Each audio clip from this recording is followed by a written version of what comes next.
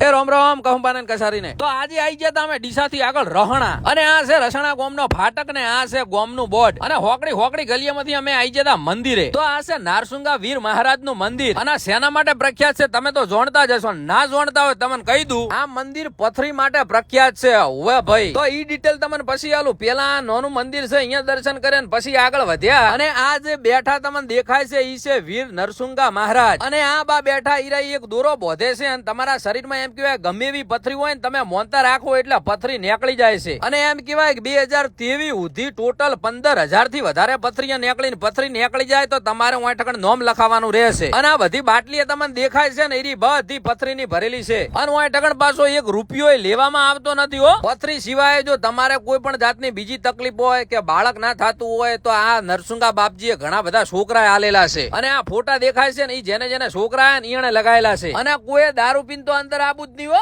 અને દોયડો બોધવાનો સમય છે સવારે 8:30 થી હોજે 7 વાગ્યા સુધી તો આપણે તો તકલીફ નથી પણ આપણે વીર નરસુંગા બાપજીનો દોયડો બોધી અને બેહી જતા આ દેખાય છે ભોજનશાળા અને આ ભળાઈ છે ઓફિસ નો. જો તમારે ફાળો દિલથી લખાવો હોય તો લખાઈ શકો છો, એવું કોઈ ફરજિયાત છે નહીં. પછી અમે દર્શન કરીને દોયડો બધાઈને નીકળી જા ઘર બાજુ. આ છે રસણા ગોમ, જુઓ કેટલું મસ્ત છે ગોમડું. અને જો તમે આ મંદિર વિશે જાણતા હોય તો કોમેન્ટ જરૂર કરજો. તમે ચિયા ગોમથી વિડીયો જોવો છો કોમેન્ટ કરજો અને વિડીયોને લાઈક કરો, શેર કરો, ફોલો કરો. જય માતાજી.